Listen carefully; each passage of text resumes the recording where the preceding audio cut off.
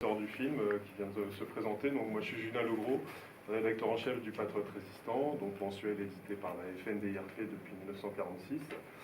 Et pour faire le lien, on a la chance d'avoir un intervenant pour cause de Covid. Il n'est pas présent parmi nous, donc il s'agit de Jean Villeray, donc qui est président délégué de la FNDIRP, également résistant FTP, comme un des intervenants du film, Pierre Charret. Et donc on va essayer de l'appeler pour qu'il puisse répondre à vos questions. On va voir comment... Enfin, on va peut-être... Moi, je voudrais juste savoir ça. Vous avez tourné ce film à quel moment? J'ai pas fait attention. En 2012. Ah, en 2012. Parce que je me disais, ils sont rudement fringants pour des gens qui ont presque 100 ans. Ouais. Mais tant mieux pour eux, mais après c'est pas grave. Malheureusement, il y en a 4 sur 5 qui sont décédés. Et je crois que les micros ne fonctionnent pas. Ouais. Il y en a 4 sur 5 qui sont décédés. Il a marché 30 sous. On va parler fort. Il y en a 4 sur 5. Là, monsieur de France, Il est malheureusement décédé. Il y a que Pierre Charret qui est encore parmi nous, qui est très actif, qui est... Non, ça marche pas. Ça marche pas. Ouais. Non, ça marche pas. J'ai des contacts avec lui tous les jours par mail. Il est très informatique. D'accord. Et il m'envoie tous les articles de journaux qu'il voit sur la résistance et sur l'histoire en général, parce que le point commun des résistants qu'on voit ici, c'est qu'ils ont continué à se documenter, à vouloir comprendre ce qui se passait, et ils sont férus d'histoire, et des sources de savoir, non seulement de leur propre expérience, mais aussi de tout ce qu'ils ont pu accumuler après pendant des années. Et tous avaient cette volonté de témoigner à la jeunesse. Ouais. Parce que c'est à cet âge-là qu'il faut qu'on se rende compte qu'il y a des choses dans la vie qui ne sont pas normales, pour lesquelles il faut s'indigner et contre lesquelles il faut lutter. Ouais. Et il avait l'habitude de dire qu'après c'était beaucoup moins facile. Une fois qu'on a déjà une opinion sur tout, c'est beaucoup moins facile. Alors, je ne sais pas si... Non, il marche pas. Bon, on va essayer d'appeler donc. Mais du coup, comment tous ces gens qui ont passé quand même de fait plus de temps à témoigner qu'à agir, et tant mieux, comment est-ce que ces gens imaginent qu'on va continuer à perpétuer ce témoignage? Parce que ce témoignage, il est extrêmement important. Eux, c'était un réel problème pour eux, et leur solution, c'était eux d'aller, dès qu'ils étaient sollicités, d'aller, ils n'ont pas réfléchi à la suite pour eux. C'est leur dernier combat, c'est de témoigner. Oui, mais et après eux, c'est ça ce que je veux dire après eux. Ils n'avaient pas... C'est bon maintenant. Ils ont quand même, les productions. il y a la création de la NACR qui n'a pas été évoquée, mais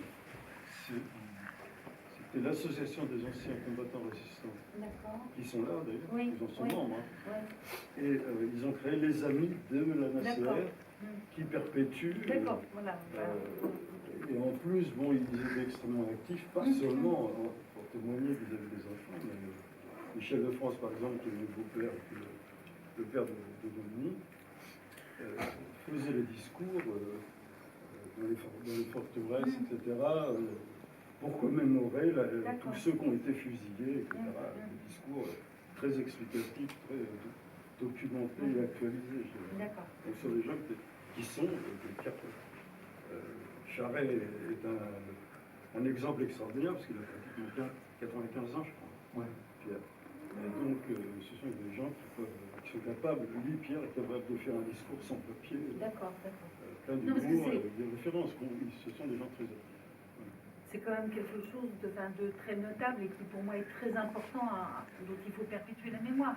La résistance, après on peut discuter de ce qu'il fallait, moi j'ai une opinion, mais ce qu'il fallait ou pas le faire, quelles ont été les conséquences sur d'autres gens, etc. Mais le fait que des gens aient osé rentrer en résistance, osé attaquer alors que l'État avait capitulé, c'est quand même, pour moi, c'est très très important. Il faut perpétuer cette mémoire auprès des générations à venir. Ah oui, oui, oui. Enfin, d'autant plus, c'est des gens qui ont sacrifié, je ne sais pas si c'est le mot qu'il faut utiliser, mais qui n'ont pas eu peur de mettre leur vie en danger pour sauver la France, alors qu'on est quand même dans une société actuelle où on est de plus en plus individualiste. Donc Ouais, pour ouais. moi, c'est important de montrer qu'il y a quand même quelque chose qui est plus profond que son petit soi. Enfin, voilà. Oui, oui, non, c'est pour ça que le témoignage, je juste que les témoignages sont importants parce que c'est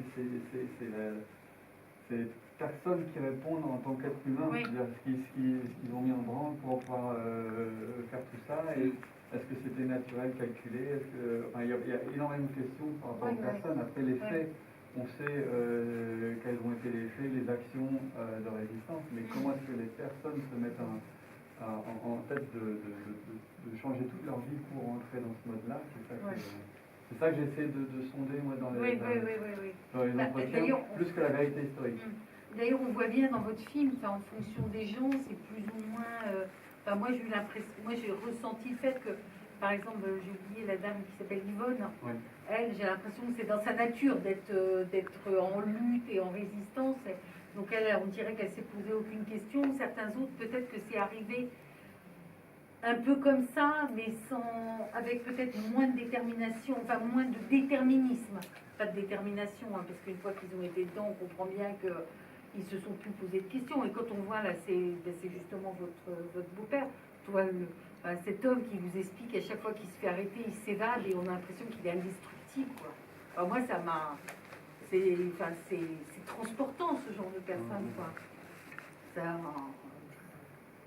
Et il ne le dit pas là dans le film, mais forcément, il a eu des entretiens beaucoup plus longs avec chaque témoin, où il disait qu'il a dû avoir pas une philosophie de vie, mais presque une philosophie de vie, de combat.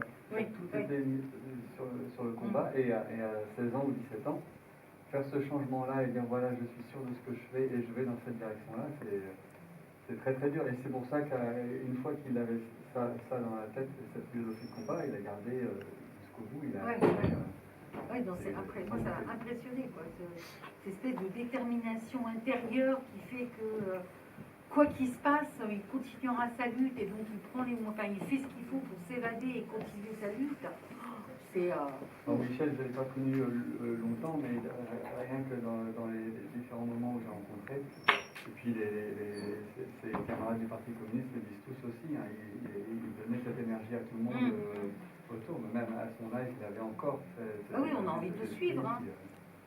On a envie de le suivre. Hein. Enfin, je vais passer pour une fois, il y avait une question par exemple. Je voulais faire remarquer à madame qu'il y a eu, c'est un moment historique assez exceptionnel, celui où des jeunes ont dû risquer leur vie alors que des adultes ne le faisaient pas. Oui, oui. Donc c'est quelque chose dans lequel ils se sont construits. Et la force du témoignage, d'être en face d'un témoin.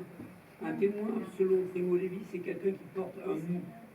C'est-à-dire, il porte un regard collectif. Il n'est pas en train de vanter son héroïsme personnel. Et il y a eu d'autres moments historiques. La Commune de Paris, c'est 150 ans, on fêtera les 150 ans l'année prochaine. Eh ben, il y a eu une perpétuation. Après la Commune, quand ils sont revenus de Nouvelle-Calédonie ou d'ailleurs où ils étaient relégués, ils ont continué à faire savoir, mais discrètement, opprimés par la République, par Jules Ferry, par d'autres, mais ils ont continué. Et 150 ans plus tard, il y a encore une mémoire de cette Commune de Paris. Eh bien, je pense que maintenant on est dans un moment charnière. Les témoins vont disparaître naturellement, mais leur lutte, ce qu'ils ont mis en route, ne va pas disparaître. Oui, je comprends. C'est à nous de nous donner les moyens de ne pas être dans l'empathie, dans l'émotion, d'être face à un témoin, de porter le niveau de lutte à un autre niveau que le témoignage, l'empathie, la transmission. C'est sûr que c'est émouvant d'être devant un résistant. Moi, ça m'est arrivé 2-3 fois, et c'est une remise en question. Ça remet en question les choix. Est-ce que je continue à baisser la tête, à ne pas répondre à telle ou telle provocation, à aller dans tel oubli? Enfin, chacun le prend à sa manière. Mais je veux dire, il va falloir qu'on s'habitue à lutter autrement qu'avec des témoins. Et la force du film, c'est justement de mettre des gens qui sont en train de partir face à des jeunes qui sont en train de commencer l'ordre. Et là, il y a quelque chose, il y a une rencontre où l'échange peut être déterminant pour se donner les moyens intellectuels de lutter. C'est pas des moyens de... On n'hérite pas de la résistance. On n'hérite pas. On lutte ou on lutte pas. D'accord. Vous voyez ce que je veux dire? On n'est pas les rentiers. Même les gens qui sont descendants de résistants, ils sont rentiers de rien. Benjamin Stora, il parle de rentiers de mémoire. Ça, c'est à bannir les rentiers de mémoire. C'est des gens qui se croient installés dans la société avec des droits parce que leurs parents ont lutté. Non, si on lutte pas, on n'est rien. On va essayer de... Excusez-moi, je suis long. Excusez-moi. Merci à vous. Monsieur, il y a quand même un fil conducteur. Alors, chers amis, on va appeler Jean Villeray parce qu'il y a encore des témoins. Et celui-ci a 98 ans, il est très alerte et vous pourrez lui poser des questions. Oui, bonjour Nicole, c'est à nouveau Julien. Peux-tu me passer Jean, s'il te plaît?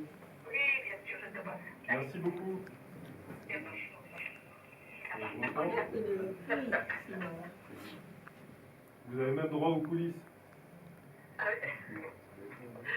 Non, mais je pense que ça ne marche pas. Oui, mais quand vous me parlez Il y a toute une Non, salle ça marche pas. qui écoute là. Hein. Oui, Jean, donc on vient de projeter le film à l'instant. Et donc, on voulait te poser quelques questions, notamment par rapport à ton parcours. Peut-être, est-ce que tu peux expliquer, notamment à la salle, comment tu as été amené à être réfractaire à la relève, par exemple? Oui, mais c'est pas compliqué. Je peux étudier en Allemagne, Mais c'était... pas. je ne pouvais pas aller travailler en Allemagne. Mais à l'époque, tu étais très jeune, tu avais 17 ans, à peu près l'âge des... Non. Quand les accords entre Fontaine et Laval ont été signés, il y a ça stipulé qu'on ouvriers avaient un certain quota d'ouvriers majeurs, c'est-à-dire un pourcentage majeur, c'est-à-dire qu'il y avait 21 ans, et bien, il y avait un certain contingent qui prenait dans les aînés, surtout puisque moi j'étais métallurgiste à l'époque, et quand on trouvait qui partait, ça leur demandait si ça se entraînait ou pas, c'était le directeur de l'usine qui choisissait, et bien, il y avait un peu des guerres qui étaient libérés. Mon patron m'appelle le carotte copain qui s'appelait Doucet. Il me dit voilà, il y avait deux autres gens qui étaient là, que vous connaissez, puisqu'on travaillait ensemble. Il me dit je ne peux pas vous obliger à partir, mais, parce que vous n'êtes pas majeur, mais est-ce que vous voudriez bien partir à la place d'un tel et d'un tel? Je ne me rappelle plus les noms. Et je réponds à mon patron, je n'avais pas encore 20 ans, donc j'étais loin d'être majeur. Je lui dis, je ne veux pas partir pour moi, je ne veux pas partir pour remplacer un autre. Et évidemment, les bâtiments de Grenade, je ne sais pas si j'étais content ou pas, mais enfin, je n'avais pas du tout envie d'aller travailler en Allemagne déjà. Donc, au mois de novembre, voyons, on soupçonnait juste type connaissant d'origine nazie que s'il n'en avait pas assez d'ouvriers majeurs, et bien il allait taper dans la jeunesse. Donc dans tout, les copains de 18, 19, 20 ans, et le 5 novembre, je passe en donnée avec 3 de mes camarades. D'abord parce qu'on ne voyait plus les Allemands, et puis ensuite, on avait la ferme intention aussi de rejoindre l'Afrique pour pouvoir rejoindre les forces du général de Gaulle. Et voilà ce qui m'a...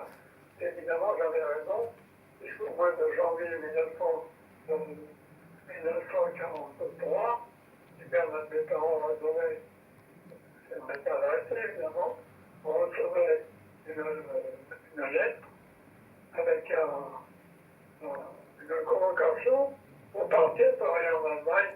Je prenais tous les deux, mais je trouve que c'était c'était au mois de janvier. Et finalement, étant en zone libre, j'étais puni puisqu'ils avaient envoyé l'Allemagne qui avait envoyé la zone libre dans le moment. Et bien, je suis pas parti travailler en Allemagne et les sanctions étaient prises contre moi par les autorités militaires allemandes. Donc c'était bien spécifié sur la convocation. Voilà. Et après ça,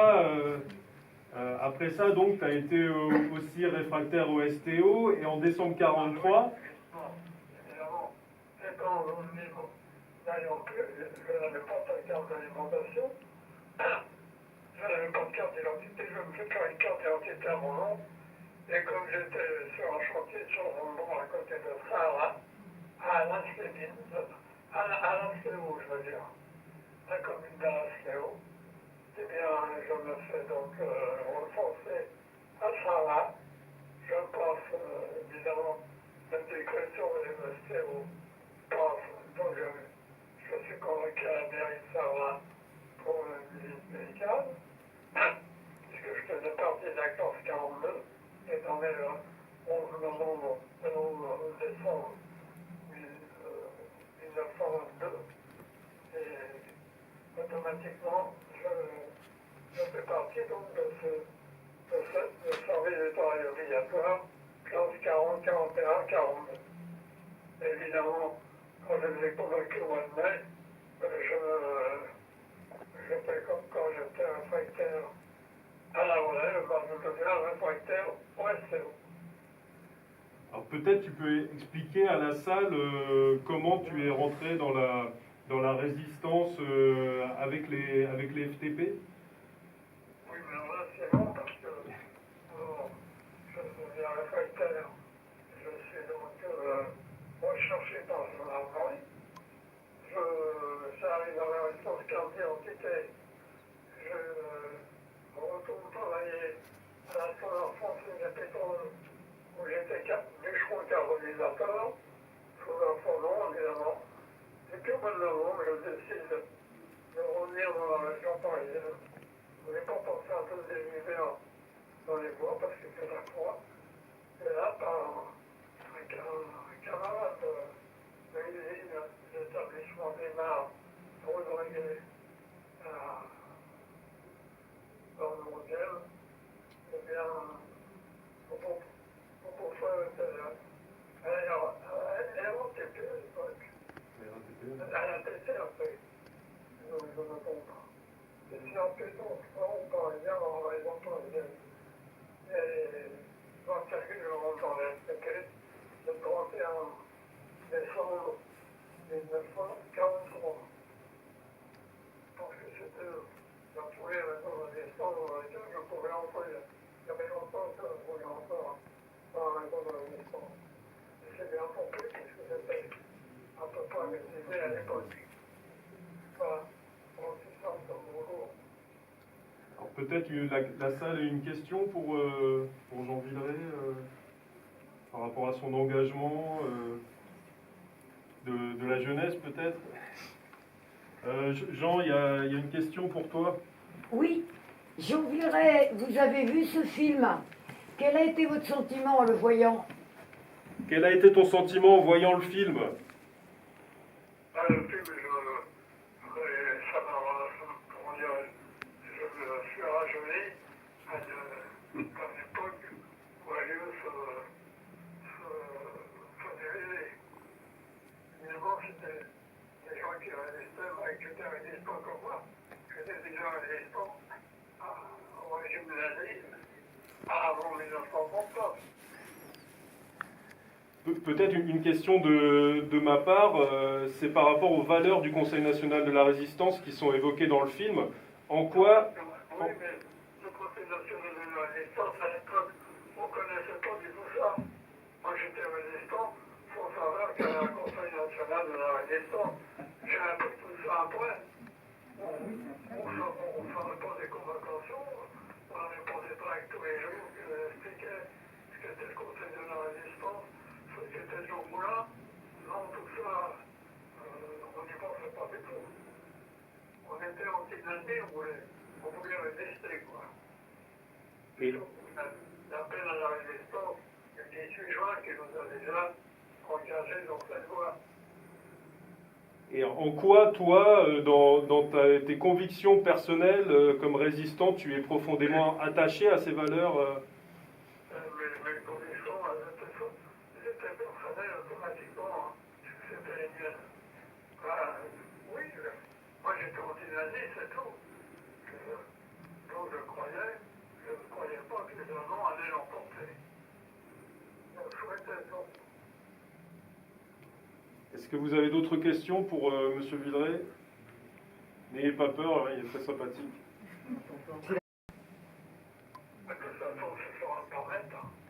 De toute façon, c'est sur Internet, vous n'avez plus qu'à vous regarder. Dans la résistance, tu t'appelais Bill. Tu peux peut-être expliquer d'où venait ce surnom? Ah, c'est facile, comme bonjour. C'est pas compliqué quand on était jeune. Il y avait des magazines pour la jeunesse, pour moi qui s'appelait Clé Noire. Et dans ce magazine, il y avait une histoire d'un jeune cow-boy qui s'appelait Bill. Voilà, c'est tout. Et comment je le fous mon cow-boy avec un camarade dans les terrains vagues, parce qu'à l'époque, c'est pas les terrains vagues qui manquaient, pour nous permettre de nous ébattre joyeusement. Eh bien, voilà, mon émotion de jouer parce que j'étais toujours intéressé par cette industrie qui paraissait nous casser. Tu peux peut-être aussi raconter les circonstances de ton arrestation qui étaient assez rocambolesques. Oui, c'est assez rocambolesque. Parce que le samedi, en téléphonant au Café Fantôme à Paris, on est au Fantôme d'ailleurs, je me catérissais toujours. Je tombe sur la fiancée de mon camarade Alain Lanet, elle me dit Alain a été arrêté. Et c'était un taxiphone, et ça a coupé, j'avais pas assez d'argent. Donc, je ne peux pas payer avec camarade. Je ne peux pas les prévenir, d'ailleurs, l'avocat nous pris le rendez-vous le cas. Et vous avez rendez-vous le lundi matin au square qui est juste la mairie de la Jean-sur-Marne. Je me trouve de l'heure. J'ai quelqu'un que, quand mes camarades arrivent, ne les voyant pas arriver, j'étais reparti. Donc j'ai loupé mes camarades. Et quand ils ont fait le compte de ceux qui nous avaient arrêtés dans ce square, il y a un inspecteur qui est mort, mobile. Évidemment, j'étais pas parmi la mort. Mon camarade Alain avait tous les renseignements de mon commande. Et le lundi après-midi, je suis allé à Rontechal, à Créteil. Et resté à la sortie de Créteil, en direction de Monarlie. J'en ai eu. Évidemment, il y avait personne là pour me réceptionner, pour me mettre en droit chemin, on peut dire. Et donc, je m'étais repéré d'abord. Ils savaient le milieu de Rontechal. Et je vais attendre l'autobus, il faut calme. Parce que cette époque-là, c'était je pense jusqu'à la porte de Charenton, ou Charenton et Corrigan-Fleury en plus. Et justement, il repartait de Créteil et n'allait pas jusqu'à Monarlie, comme aujourd'hui. Il va plus loin aujourd'hui, jusqu'à Station-Rouy. Et la route, j'étais là, j'attendais le bus tranquillement. Dans la foule, je me sens foulé de terre, je pouvais dans la cour par derrière, on me dit, bouge pas, il s'est fait, et à l'autre de moi, avec un pistolet mitrailleur sur la poitrine. Et j'ai connu une entrée, non, c'était des inspecteurs de la brigade spéciale numéro 2 du commissaire d'Allier, de la préfecture de police, ils venaient me cueillir gentiment parmi la foule. C'est celui lui d'ailleurs, parce que on on m'a dit qu'on aurait des terroristes. On m'a embarqué tout de suite en voiture. Voilà, comment j'ai été arrêté tranquillement à l'oreille catholique. Et j'avais mon pistolet 6.5 dans la poche gauche, à la main. Je suis arrêté, donc j'ai pas pu en sortir. Merci beaucoup Jean en tout cas pour ce témoignage et puis à très bientôt. C'est tout? Non. On a parlé de la... Je ne sais pas si vous entendez. Jean n'entend pas. Non, on n'entend pas. Bon, ben, c'est quand même par rapport au CNR. On ne connaissait pas, quand on était résistant à cette époque, que le CNR existait, du point de vue de Jean Villeray. Mais avec le recul, qu'est-ce que cet héritage représente aujourd'hui? Pour toi, qu'est-ce que le CNR représente aujourd'hui? L'héritage du CNR, ça sera la dernière question, puisqu'effectivement... C'est donc la réunion de Saint-Jean-Moulin, la réunion de presque tous les groupements de résistance, parce que je sais qu'ils ne sont pas tous d'accord avec la raison, mais c'était quelque chose d'extraordinaire, ce Conseil national de la résistance.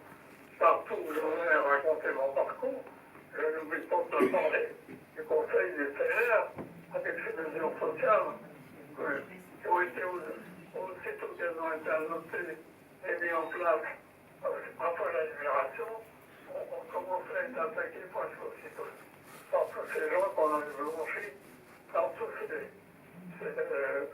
investis. Voilà, pour moi, c'est quelque chose d'extraordinaire, le Conseil national de la résistance, avec ses mesures sociales. C'est quelque chose d'extraordinaire. Pour moi, ça sera extraordinaire aujourd'hui. Merci beaucoup à toi et puis à très bientôt. Salut. Donc on s'excuse pour ces conditions qui effectivement étaient assez difficiles. Simplement une chose, c'est que le parcours de Jean Villeray, vous pouvez le retrouver sur le site de la FNDRP. Si vous tapez Jean Villeray donc, sur le site de la FNDRP, il y a un numéro du Patriote Résistant dans lequel son histoire est racontée. Et effectivement, vous en avez, et on s'en excuse, perçu qu'assez peu de choses, mais ça vaut vraiment le coup de se plonger dans son parcours. Et d'ailleurs, il fait partie de 7 témoins donc, de déportés du camp de Natzweiler-Struthof. Et c'est dans un documentaire d'un confrère de Jean-Philippe qui s'appelle La Voix du Rêve. Donc vous pouvez le trouver sur Internet grâce à l'association Mine de Rien. Voilà. Si vous avez des questions sur le film, on peut enchaîner avec des questions sales, et on s'entend avec le micro, on peut... merci à Jean Villeray et à la FNDRP. Jean voulait absolument venir aujourd'hui. Plusieurs fois on lui a demandé, il a dit oui, je viens. Il voulait même venir en transport, il ne voulait pas qu'on lui prenne un taxi. Et puis là, avec les dernières annonces du nombre de contaminations par jour, il s'est rendu compte que c'était peut-être pas à 98 ans une bonne chose de venir. Il n'est pas à Paris même. Donc il y avait un peu de transport pour venir jusqu'ici. Et on a essayé quand même il était déçu de ne pas pouvoir témoigner. Donc c'est pour ça qu'on a essayé quand même d'avoir cette discussion avec lui, même s'il n'y a pas un réel échange avec la salle, même si vous n'avez pas entendu ce qu'il a dit. On n'a rien entendu. Rien du tout. Ouais. Mais Jean-Philippe, qu'est-ce qui vous a pris de faire ce film? Enfin, d'où ça vient? Ouais. Moi je raconte très rapidement. Moi, c'était justement par rapport à cette question de transmission. J'étais programmateur dans un petit cinéma à Lille et j'ai programmé le film de Gilles Perret, Walter Retour en résistance, sur un ancien résistant qui reprend le chemin pour lutter contre à l'époque c'était sous Sarkozy, contre les attaques contre la sécurité sociale et les retraites. C'est un doux souvenir qui se répète. Et j'avais contacté l'ANAC, donc l'Association nationale des anciens combattants et résistants, et les amis de l'ANAC qui, eux, ont dit on va venir avec d'anciens résistants qui vont pouvoir témoigner après le film. Et donc le film était très bien, mais ce qui s'est passé après le film, ils sont restés plus d'une heure donc je pense que le film de Gilles Perret doit faire 1h30, et après le film, il y a eu à peu près 1h30 aussi de témoignages. qui était vraiment très fort et qui forcément n'était pas dans le film. Et je me suis dit qu'il fallait absolument en faire quelque chose et que ça ne pouvait pas être anecdotique pour les quelques... On devait être une soixantaine dans la salle, on a été 60 à avoir cette chance d'avoir les témoignages, mais ça ne pouvait pas rester dans cette salle-là. Donc je faisais déjà des films, mais plus des films sur l'économie sociale et solidaire. Et mon dernier film, c'était sur un poète autodidacte. J'ai décidé d'en faire un film. C'est pour ça. Et je vous redonne... Non, c'est parce que je voyais que les résistants présentés étaient en majorité des personnes du FTP ou alors proches du réseau communiste, etc. Mais vous avez délibérément choisi de traiter la résistance chez les FTP parce que vous aviez des contacts proches, etc. Ou est-ce que c'est simplement parce que... Pour cette raison, ouais, non, c'est une très bonne question. En fait, c'était... vous voyez, aborder l'ensemble des réseaux résistants, etc. J'ai essayé et tout de suite, c'était beaucoup trop large. Donc, c'est pas vraiment un film sur les FTP. Eux, ils expliquent ce qu'étaient les FTP pour expliquer dans quelles circonstances ils ont lutté. Et j'aurais fait parler aussi de relations avec les gaullistes. Forcément, c'est vu du point de vue des FTP. Et j'ai rencontré d'autres résistants qui malheureusement sont décédés au moment du tournage. Donc j'ai pas pu continuer avec eux et j'ai décidé de me concentrer sur les 4 résistants qui témoignaient, mais essayer de leur faire parler de la résistance dans son ensemble, mais forcément du point de vue par le prisme des FTP. Mais c'était pas du tout la volonté au départ de faire un film sur des résistants FTP. Mais ils étaient tous les 4 FTP, et tous les 4 sont restés militants au Parti communiste. Mais j'ai essayé de faire en sorte que ça ne soit pas complètement imprégné dans l'histoire, que ce ne soit pas un film entre guillemets de propagande sur l'histoire des FTP. On parle forcément du pacte germano-soviétique qui a causé beaucoup de problèmes aux historiens après-guerre pour savoir exactement ce que c'était. Et il y a un très beau documentaire sur Arte qui est passé là en septembre, qui approfondit ça beaucoup plus, qui montre que c'était pas aussi simple que ce qu'on a gardé. Mais pareil, sur la part germano-soviétique, j'ai posé la question, j'ai questionné, est-ce que vous y croyez, enfin quel a été l'impact à l'époque pour vous, FTP, parce que c'est quand même un pacte entre les nazis et forcément le Parti communiste de l'époque était très lié avec l'URSS. Donc j'ai essayé de questionner à chaque fois leur appartenance, enfin leur croyance et de savoir ce qu'ils retenaient de tout ça.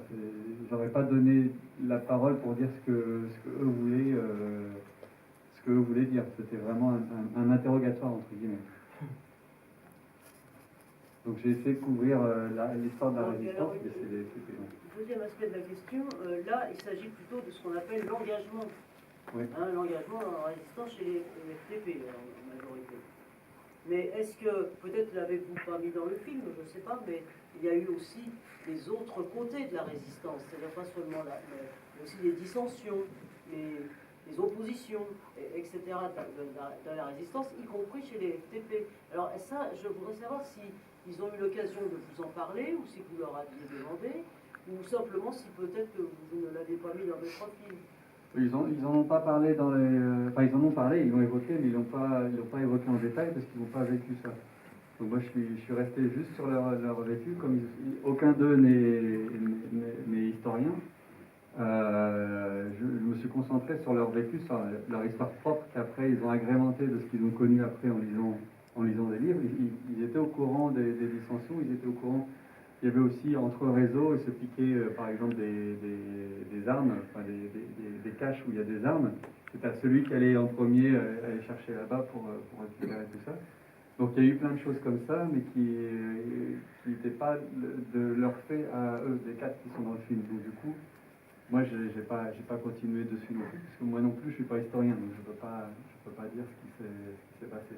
C'est vraiment basé sur leur expérience à eux que j'ai essayé de manière pédagogique de montrer de l'engagement jusqu'à la libération. et avec les différents aspects, avec le maquis, avec les résistances par les tracts, avec la clandestinité. Mais avec les histoires et les témoignages que j'ai eus, j'aurais pas pu traiter de l'ensemble des réseaux. J'étais parti aussi sur les revues, sur les journaux clandestins, mais ils étaient très peu au courant des journaux dans les autres régions de France. Donc après, si je les avais questionnés dessus, ils auraient répété ce que eux ont appris dans les livres, ce qui n'était pas forcément plus intéressant dans le film. Alors également, là il s'agit plutôt du nord de la France, là, alors vous abordez la question de l'internement, les personnes emprisonnées, etc. Je me souviens plus le nom de la prison, là. Fort de Romainville, c'est ici. Ça, non, mais là, dans le nord de la France, où Ah, avait été internée Madame Quincy, Ouais. ah oui, c'est ça. Oui, parce qu'il y avait une autre prison, Los Fémines, je crois, c'est pas dans Oui, à Los, ça a été Los. Est-ce qu'ils ont eu l'occasion de vous en parler un peu de leur...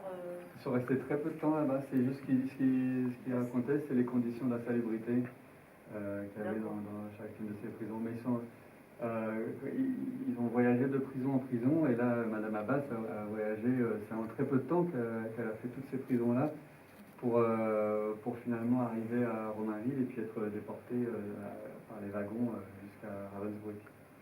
Ils n'ont pas beaucoup parlé de ça. C'est vrai que pour les épisodes les plus durs, j'ai pas insisté non plus pour pas faire ressortir des choses qui auraient été anecdotiques, qui auraient peut-être servi dans le film à montrer plus de granularité sur ce qu'était vraiment la détention. Par exemple, à Ravensbrück, j'aurais pu poser beaucoup plus de questions, de savoir comment ça se passait au jour le jour, comment est-ce qu'on gardait le moral. Mais elle disait déjà, je voulais garder une certaine pudeur aussi. Elle disait les femmes qui étaient réglées n'avaient pas de protection, il n'y avait pas de serviette, serviette hygiénique, mais pas de serviette pour se laver non plus.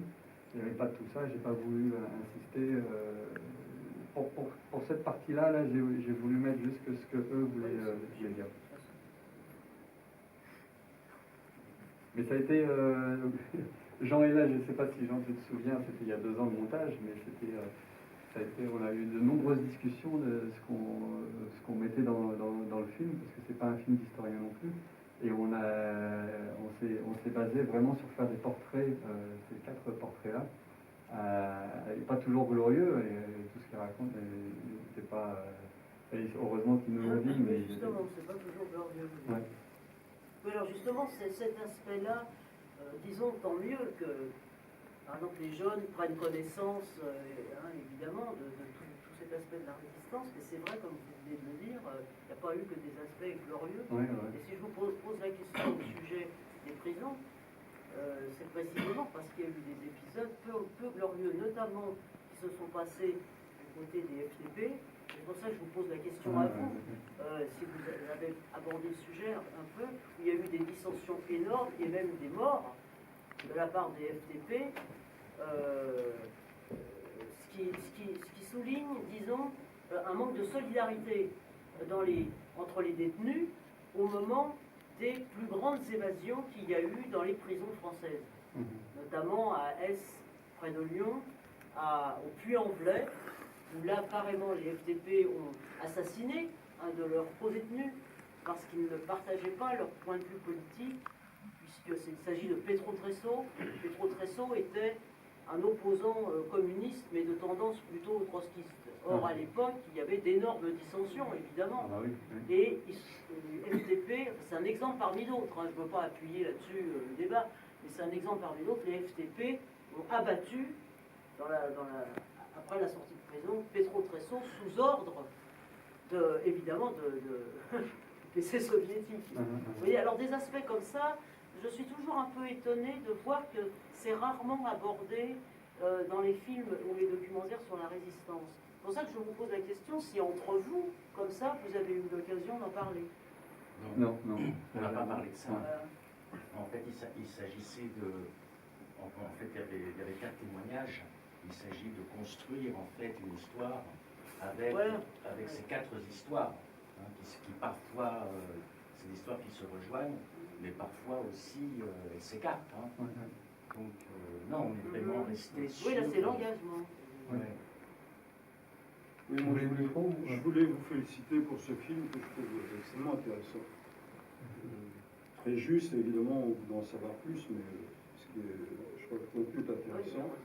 Je voudrais souligner quand même, par rapport aux questions posées, qu'à l'époque, il n'y avait pas de moyens de communication tels qu'on les connaît aujourd'hui. Et donc, ce qui se passait à un bout de la France et à l'autre bout du point de vue des FTP, je veux dire, ça n'existe pas. Ah bah, bien sûr. Oui, non, mais il faut pas, faut faire attention à garder la juste mesure des choses. Dans l'appréciation. Donc, je pense que ça n'avait pas, ça pouvait pas avoir sa place dans ce film. Ce que Ah vous non, soulevez, je dis pas que ça doit non, avoir sa non, place. mais ce sont d'autres questions beaucoup plus complexes, beaucoup plus, comment dire, limitées peut-être, ou ayant une certaine ampleur vu les comptes. Moi, ce que j'ai retenu surtout, qui n'est pas dans le film, mais c'est que dans les camps de concentration, malgré des conditions inimaginables, sauf pour ceux qui se sont documentés, mais c'est inimaginable effectivement, dans beaucoup de camps, les résistants ont réussi à s'organiser, à organiser une résistance, et voire même à libérer des camps. Ce qui est impensable quand on voit leurs conditions physiques, etc. Donc, je voudrais garder un équilibre juste, un peu plus juste. Ceci dit, dans les camps de concentration, évidemment, c'est pas que des militants politiques, bien sûr, mais c'est quand même eux en général, et notamment les mêmes qui étaient dans les FTP et d'autres, c'était eux en général qui organisaient la résistance et qui organisaient le camp pour qu'il puisse y avoir une humanité qui survit et qui, malgré l'horreur de ce qui se passait. Je voudrais juste dire un mot, mais enfin, c'est un rapport avec la FNDIRC. Je crois qu'on ne parle pas assez de ce qu'étaient les camps de concentration, de l'ampleur du phénomène, c'est-à-dire, je ne sais pas, moi, les derniers chiffres que j'ai vus des spécialistes américains, ils en étaient à 50. Hein, Schneider, vous voulez, Volkswagen, n'existait pas, mais Mercedes, tout ça. Avancer dans les territoires conquis avec, en même temps, un regard et une direction sur l'organisation des camps de concentration autour pour leur fournir de la main-d'œuvre. Hein. On a même des documents où on voit les responsables, les dirigeants des entreprises allemandes protester auprès de l'organisation nazie parce qu'ils voulaient avoir l'autorisation de diriger eux-mêmes les camps de concentration, considérant que le rendement n'était pas suffisant. Il fallait quand même savoir que c'était la mise à mort par le travail. Ça leur suffisait pas. On a les documents, c'est une horreur absolue. Voilà, donc je voulais rééquilibrer les choses. Alors justement, pour Une rebondir petite sur chose, je vais vous laisser parler juste pour dire que peut-être que ça ne transparaît pas assez dans le film. Non, mais je veux dire, c'était quand même des enfants.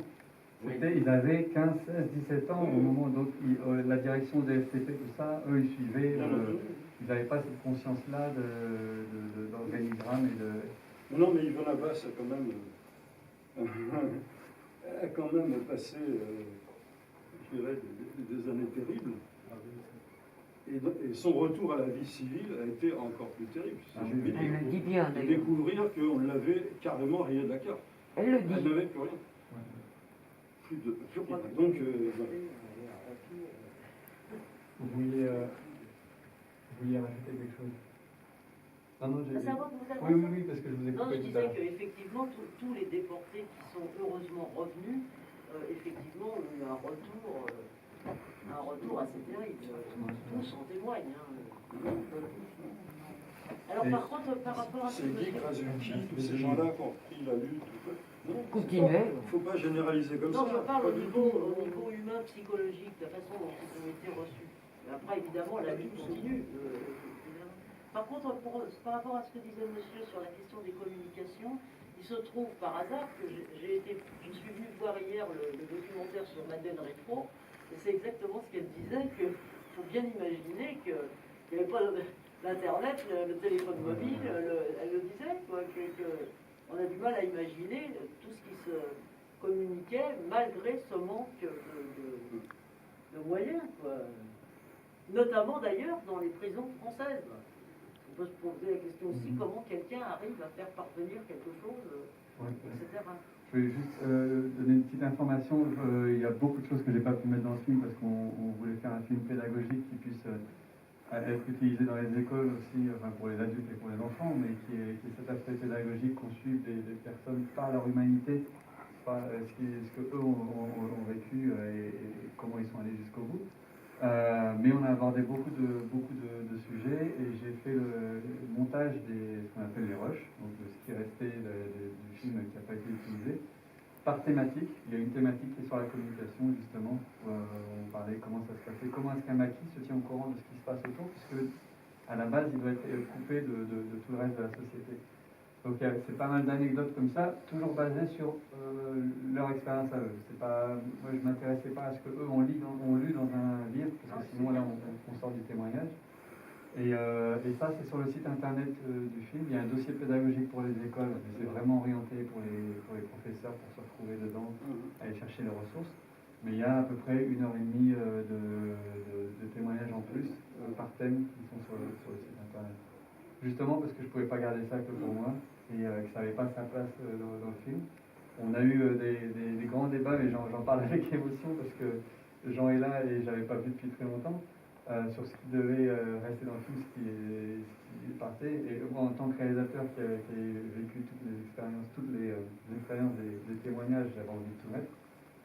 Et à chaque fois, on devait se battre pour ce qui avait un sens par rapport à la continuité du film. Parce que c'est aussi, il y a une pédagogie, mais il y a aussi une gestion des émotions. Par exemple, M. Pierre Charret, à un moment donné dans le film, moi, il me dit, on était 4 pour le tournage, il me dit si je témoigne plus, j'ai plus de sens à la vie et je sais pas, j'ai plus envie de vivre. Et il se met à pleurer. C'est très très fort, mais c'est quelque chose qu'on reçoit et on dit qu'est-ce qu'on fait de ça. On l'a pas mis dans le film parce que c'est contre-productif. Là, on dépasse la réception. On est dans l'émotion pure et c'est contre-productif. Et donc il y a énormément de réflexion. Non, je voulais rajouter simplement, c'est-à-dire une petite chose, c'est qu'on a essayé aussi un peu de mettre de l'aventure. Alors c'est une aventure qui est portée par la parole, plus que par l'image, mais on a voulu aussi que ce soit un peu un film d'aventure, notamment avec l'histoire quand même de Michel de France, qui est quand même incroyable, pour ses évasions. On pourrait en faire une fiction presque. Alors je dois dire quand même que, au courant, mais je suis en train de terminer le premier tome d'une BD sur la vie de Michel de France, sa vie de résistant. À partir de 15 ans, voilà, jusqu'à son évasion de la prison des Tourelles à Paris. Donc c'est presque fini, c'est un ouvrage qui sera évidemment qui est à destination pédagogique. C'est un support qui va permettre de poursuivre les relations de ces générations-là avec les enfants, les jeunes, via les familles. D'ailleurs, je peux pas parler. D'ailleurs, moi je me souviens dans les Roches, c'est-à-dire... parce que tu as tout vu aussi. Les Roches qui sont tournés donc dans l'école, au moment où il raconte ses évasions, c'est là où tous les lycéens, je crois que c'est des lycéens ou des collégiens, les lycéens, là, ils sont appelés parce que là, ils sont dans une histoire, c'est-à-dire ils sont dans une aventure, obligatoirement. Et d'ailleurs, il y en a un moment, on l'a pas mis ça, qui lui demande s'il a tué des animaux. Bien sûr. Et on l'a pas mis parce qu'ils n'ont pas compris la question. Et c'était, qu'est-ce qu'il voulait dire forcément? On était résistants, on faisait des actions, forcément on tuait. Ils ne comprenaient pas la réalité. Donc ils n'ont pas répondu comme ils voulaient répondre. Ce qui est peut-être important dans les discussions après le film à transmettre, c'est que ces personnages qui parlent, les 4, sont restés des résistants jusqu'au bout de leur vie. Y compris Pierre Charret aujourd'hui. Donc il vient de recevoir la Légion d'honneur. Il a fait un discours de jeune homme. Il est absolument sans papier, plein d'humour, avec des citations poétiques, impressionnant, quoi. Donc, ces personnages-là, moi je parle surtout de Michel de France, que effectivement je connais mieux, étaient jusqu'à la veille de leur mort sollicités pour participer à des réunions, notamment par des organisations de jeunesse, les jeunesses socialistes et autres, sont venus le voir pour qu'ils viennent leur expliquer la politique. ce qu'il comprend de la politique lui aujourd'hui. Et je veux dire, c'est des gens toute leur vie qui ont continué à tremper complètement dans l'action. Et par rapport à la politique, ils n'intervenaient pas forcément sur sollicitation d'organisations de gauche. Et ils voulaient vraiment parler à tout le monde. Donc, ils parlaient volontiers de leur propre engagement, mais ils ne voulaient pas propager leur engagement politique auprès des jeunes notamment. Ça a été une des questions des professeurs aussi dans les rencontres. On avait une question là depuis longtemps. Moi, je voulais faire remarquer qu'on est 75 ans après la libération, 80, après le déclenchement de la guerre, enfin l'étrange défaite, etc. Il y a une tentation qu'il faudrait freiner et qu'il faudrait combattre chaque fois qu'on la connaît, c'est d'idéologiser la résistance, c'est-à-dire d'en faire un outil intellectuel au service d'une politique. Moi, j'ai pas eu de famille résistante. Je suis né en Afrique du Nord, mais j'ai une culture française. Mais je pense que c'est trop facile, et on le voit, c'est trop facile de dire les résistants, ils auraient dû être ceci, ou ils sont nés de cela. Non, ça a émergé partout. Ça a émergé comme de l'insupportable qui se... D'ailleurs, les résistants, on en parlait longuement, c'est par cooptation, par voisinage, par capillarité, par proximité que ça s'est fait. Ça s'est pas fait parce que De Gaulle a parlé à Londres uniquement. Guingouin, par exemple, il a failli être assassiné par des communistes eux-mêmes, alors qu'il était communiste, parce qu'il n'était pas dans la ligne du parti. Il y a eu des tas, on peut relever des tas de soi-disant incohérences, mais ce n'est pas des incohérences. Ce qui est incohérent, c'est de voir ça comme si c'était un mouvement qui avait eu une charte, un programme, un chef, une organisation interne. Non, c'est un mouvement qui s'est fait de bricolage, d'invention, mais de lucidité surtout. Et je pense que ce qui peut se transmettre aux générations après, et aux générations, aux jeunes maintenant, c'est pas une conscience politique de la résistance, mais une conscience historique, philosophique, humaine. Politique, non. Le politique va chercher à le récupérer à chaque fois. Pour sa gloriole, mais on passera à côté de la réalité de ce ça a été pour les êtres humains. C'est pour ça que la rencontre avec les derniers témoins est émouvante. On sent bien qu'ils portent quelque chose d'assez unique, qui ne peut pas être formalisé. Je crois qu'il faudrait beaucoup nuancer, on ne va pas faire de débat. Simplement, je voulais souligner que, ce que disait Michel lui-même, quand à la libération, il était pratiquement impossible pour les survivants, les résistants survivants, de défiler. Ils n'étaient plus assez nombreux. Et ils disaient que pendant la résistance, ils estimaient que l'espérance de vie, de survie de la résistance, était 6 mois. Donc évidemment, il y a très peu. Michel sans doute était encore en vie parce qu'il a fait beaucoup de prison. Donc on l'analyse. S'il n'avait pas fait autant de prison, il n'est pas sûr qu'il soit arrivé en vie à la fin de. Donc attention, hein, la résistance du point de vue des premiers résistants, elle est quand même née sur les bases du Parti communiste essentiellement. C'est comme ça. Pas uniquement. Parce qu'il y avait une organisation avec des gens expérimentés qui avaient l'habitude de. C'est la plus structurée. Non, c'est-à-dire que en fait les premiers groupes de résistants en fait c'était des républicains espagnols. Oui, exactement. Voilà. Et c'est quand même très important. Et il y a beaucoup d'anarchistes qui ont refusé d'avoir la carte de résistant, qui ne l'ont pas demandé, qui ont voulu rester anonymes. Ça, il faut le rappeler. C'est pas eux qui le feront. C'est pas eux, mais il faut s'en rappeler quand même. C'est pas eux qui iront réclamer. C'est un autre débat. Non, c'est la transmission d'un regard sur l'histoire. À la citadelle d'Arras, toutes les plaques des jeunes résistants qui ont été assassinés, et il y en a énormément, ils étaient tous communistes. Voilà. Si je peux me permettre. Ah, un ou deux. Enfin, là, c'est vrai. Bastion, non, c'est pas ça. C'est pas ça, c'est que l'organisation de pétainistes, ça a été de monter une police spécifique qui ne s'occupait que des communistes. Bien sûr. Et donc, le nombre de victimes communistes a été infiniment supérieur à toutes les autres catégories de la population. Ça. Communistes et syndicalistes qui étaient principalement arrêtés comme otages. C'est pour ça qu'ils font partie des premiers fusillés. Enfin, on allait chercher les otages, c'est pas comme ça. Il y avait toutes les arrestations, et c'est parmi ceux qui étaient arrêtés que les tris étaient opérés par la police de Vichy, notamment Pucheux dans le Nord, qui était le ministre de l'Intérieur, qui torturait lui-même les dirigeants communistes, parce qu'il voulait savoir où se cachaient les clés, par exemple.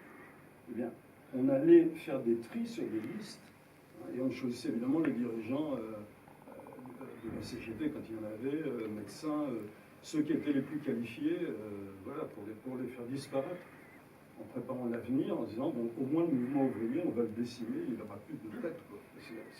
C'est en gros ce qui s'est passé. Le nombre de dirigeants qui ont disparu dans cette affaire est absolument colossal. Donc attention, bon, je sais bien les anarchistes qui disaient, il ne faut pas tirer sur les Allemands, parce que les jeunes Allemands, c'est aussi nos camarades. Bien sûr, c'est des travailleurs.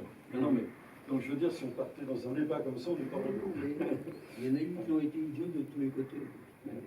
Quand je disais qu'il ne faut pas idéologiser la résistance, il ne faut pas le voir comme un moule où les êtres humains entraient tous avec la même détermination. Non, c'est pas vrai. Oui, tout à fait. Oui, par On a rapport une à- intervention. Oui. Pardon, c'est vrai qu'il y avait une question avant. Oui, c'est pas forcément une question, mais c'est une réaction à tout ce que nous disons. Faut pas idéologiser la résistance. Faut quand même penser que le mouvement antifasciste, il naît dans les années 20, avec les premiers qui fuient les fascismes qui existent en Hongrie, qui existent en Roumanie, qui existent en Italie. Et on voit arriver déjà ces antifascistes en France, et les années 30 jusqu'en 33 se monte un mouvement antifasciste. Et le Front populaire n'est autre que son aboutissement de ce mouvement antifasciste qui rassemble les intellectuels, etc. Tout ce monde s'organise déjà. Ça a mis plus de 10 ans. Hein. Et puis, autre aspect, on parlait de ce qui se passait dans les prisons.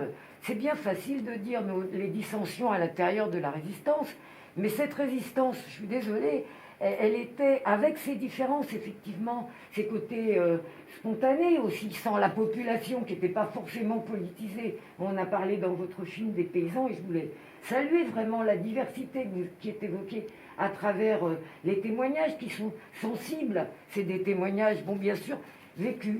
Et là, on ne sait que ce qu'on a vu. C'est un petit peu comme Fabrice à Waterloo, hein, il voit un petit bout de la bataille. Mais par contre, là-dedans, j'ai entendu parler de S. À S, et dans les prisons, il y a eu de la résistance qui s'est organisée. Dans les camps de concentration, idem. Buchenwald, c'est un camp qui s'est libéré grâce à ces organisations qui ont perduré. Je parlais des années 20 jusqu'à nos jours. C'est les mêmes. Ils sont futés les uns et les autres. Alors peut-être qu'ils se sont fait du mal les uns aux autres, parce qu'il y avait du sectarisme, et c'est tout à fait vrai, un sectarisme, Paris-Strasbourg, sans correspondance de part et d'autre. Mais ils ont réussi à dépasser ça, à construire le Conseil national de la résistance. Et c'est très bien dit dans votre film. Sinon, on avait droit à l'âme-gotte, quoi. C'était les États-Unis qui s'emparaient de la France. Et ça, ils ont été assez intelligents pour le comprendre. À Hesse, il y a eu une république dans la prison de Hesse. C'était des gaullistes, des communistes, etc., qui se sont mis ensemble pour faire une république à l'intérieur d'une prison. Une partie a été fusillée, une autre partie a été déportée. Mais il y a eu des survivants, et c'est pour ça qu'on le sait, quoi. Pardon.